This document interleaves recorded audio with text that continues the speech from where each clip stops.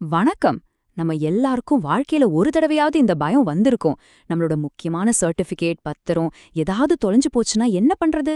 பயங்கர டென்ஷன் ஆகிடும் இல்லையா? சரி, போலீஸ் ஸ்டேஷனுக்கு போலான்னு போனா அவங்க புகாரே வாங்க மாட்டேன்னு சொல்றாங்க. அப்போ இதுக்கு என்னதான் தீர்வு? சட்ட உண்மையில என்ன சொல்லுது? வாங்க இத பத்தி ஆதாரத்தோட முழுசா பார்க்கலாம். யோசிச்சு பாருங்க. உங்க டிகிரி சர்டிபிகேட்டோ இல்ல வீட்டு பத்திரத்தையோ காணோம்னா எப்படி இருக்கும்?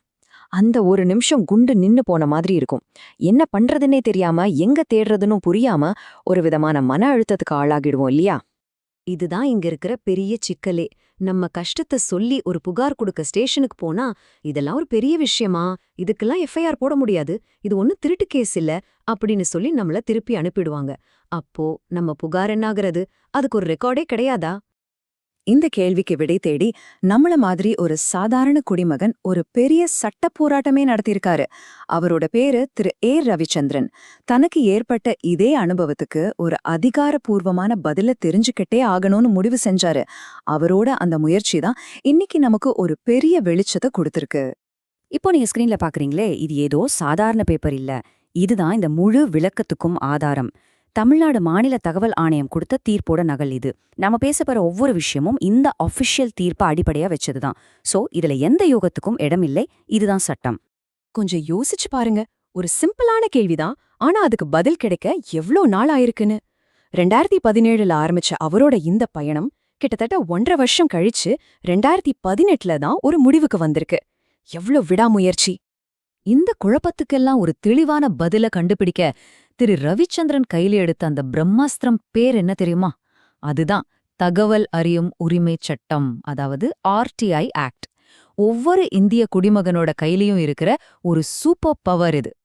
ரொம்ப சிம்பிளா சொல்லணும்னா, கவர்மெண்ட் ஆபீஸ்ல என்ன நடக்குது, ஏன் நடக்குதுன்னு கேள்வி கேட்டு அதுக்கான அதிகாரப்பூர்வமான தகவல்களை பெறுவதற்கு நமக்கு இருக்கிற உரிமைதான் இந்த சட்டம். இதை சரியா பயன்படுத்தி தான் திரு ரவிச்சந்திரன் இந்த பெரிய பிரச்சனைக்கு ஒரு நிரந்தர தீர்வை கண்டுபிடிச்சாரு. அவர் கேட்டது ஒன்னும் ராக்கெட் சயின்ஸ் இல்ல. ரொம்ப ரொம்ப நேரடியான நியாயமான கேள்விதான். ஐயா, நான் ஒரு புகார் கொடுத்தேனே, அது என்னாச்சு?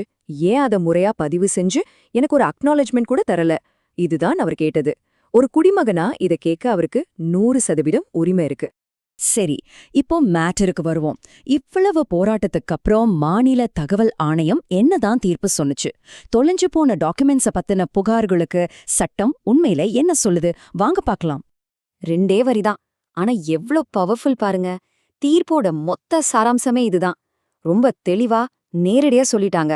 ஆவணம் தொலைஞ்சு போச்சுன்னு ஒருத்தர் புகார் கொடுத்தா போலீஸ் அத கண்டிப்பா பதிவு செஞ்சே ஆகணும். அது மட்டும் இல்லாம புகார் கொடுத்தவருக்கு ஒரு ஒப்புதல் சீட்டு, அதாவது ஒரு எக்னாலஜ்மெண்ட் கொடுத்தே ஆகணும். இதுதான் ரூல். இப்போ அந்த முக்கியமான வித்தியாசத்தை நம்ம புரிஞ்சுக்கணும். எஃப்ஐஆருக்கும் சிஎஸ்ஆருக்கும் என்ன வித்தியாசம்? எஃப்ஐஆருங்கிறது திருட்டு, வழிப்பறி மாதிரி கிரிமினல் குற்றங்களுக்காக பதிவு செய்யப்படுறது. ஆனா நம்ம ஒரு டாக்குமெண்ட்டை தொலைக்கிறது குற்றம் இல்ல, அது ஒரு சம்பவம். இந்த மாதிரி சம்பவங்களை பொதுவான மனுக்களை பதிவு செய்யறதுக்கு பேருதான் சிஎஸ்ஆர், அதாவது கம்யூனிட்டி சர்வீஸ் ரெஜிஸ்டர். தொலைந்த ஆவணங்களுக்கு இதுதான் சரியான நடைமுறை. இங்க பாருங்க, அந்த தீர்ப்புலே எவ்ளோ தெளிவா சொல்லிருக்காங்க. ஆமா, இதுக்கு எஃப்ஐஆர் பதிவு செய்ய தேவையில்லதான். ஆனா புகார சிஎஸ்ஆர்ல முறையா பதிவு செஞ்சு ரசீது கொடுக்கறது காவல்துறையோட கடமைன்னு ஆணையம் ரொம்ப அழுத்தமா சொல்லிருக்கு. அதாவது உங்க புகார வாங்க முடியாதுன்னு சொல்ல அவங்களுக்கு எந்த அதிகாரமும் கிடையாது. ஆக இந்த மொத்த கதையிலிருந்தும் நம்ம மனசுல பதிய வச்சுக்க வேண்டிய 4 விஷயம் இதுதான். 1, போலீஸ் உங்க புகார வாங்க மறுக்கவே முடியாது. 2, அத சிஎஸ்ஆர்ல பதிவு செஞ்சே ஆகணும். 3, உங்களுக்கு சிஎஸ்ஆர் நம்பரோட ஒரு ரசீது கண்டிப்பா கொடுத்தாகணும். 4வது, ரொம்ப முக்கியமா, அந்த சிஎஸ்ஆர் ரசீது ஒரு சாதாரண பேப்பர் இல்ல, அது ஒரு அதிகாரப்பூர்வமான சட்ட ஆவணம். சரி, இப்ப சட்டம் என்ன சொல்லுதுன்னு நமக்கு நல்லா தெரிஞ்சிடுச்சு. அடுத்தது என்ன?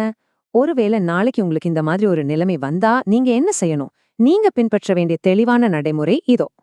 3 ஸ்டெப் தான். ரொம்ப சிம்பிள். கவனமா கேளுங்க. முதல்ல என்ன ஆவணம் தொலைஞ்சுது, எப்படி தொலைஞ்சுதுன்னு விவரமா ஒரு புகாரை எழுதி கொடுங்க. 2வதா, எஃப்ஐஆர் வேண்டாம், இத சிஎஸ்ஆர்ல பதிவு செஞ்சு ரசீது கொடுங்கன்னு தெளிவா கேளுங்க. 3வதா, அந்த சிஎஸ்ஆர் நம்பர் போட்ட ரசீதை பத்திரமா வாங்கிக்கோங்க. அத வாங்காம மட்டும் ஸ்டேஷனை விட்டு வெளியே வந்துடாதீங்க. சரி, எதுக்கு இந்த சிஎஸ்ஆர் ரசீது மேல இவ்ளோ அழுத்தம் கொடுக்கறேன்னு கேக்குறீங்களா? காரணம் இருக்கு. நீங்க தொலைஞ்சு போன சர்டிபிகேட்டோ பத்திரமோ ஆர்சி புக்கோ எதுவா இருந்தாலும் அதோட டூப்ளிகேட் வாங்க விண்ணப்பிக்கும்போது முதல்ல கேக்குற ஆதாரமே இந்த சிஎஸ்ஆர் ரசீது தான். அது மட்டும் இல்லாம ஒருவேளை உங்க டாக்குமெண்ட்டை யாராவது தவறா பயன்படுத்தினா நீங்க ஏற்கனவே புகார் கொடுத்துட்டீங்கன்னு சொல்றதுக்கு இதுதான் உங்க முதல் பாதுகாப்பு. கடைசியா இந்த கேள்வி உங்களுக்கு தான். திரு ரவிச்சந்திரனோட இந்த கதையிலிருந்து நாம கத்துக்கிட்டது என்ன? சட்டத்தை தெரிஞ்சுக்கிறதுங்கிறது வெறும் கடமை மட்டும் இல்ல, அது நம்ம உரிமைகளை பாதுகாக்கவும் இது மாதிரி நடைமுறையில இருக்கிற குழப்பங்களுக்கு தீர்வு காணவும் நமக்கு கிடைச்சிருக்கிற ஒரு மிக சக்தி வாய்ந்த கருவி. என்ன சொல்றீங்க? சிந்திச்சு பாருங்க.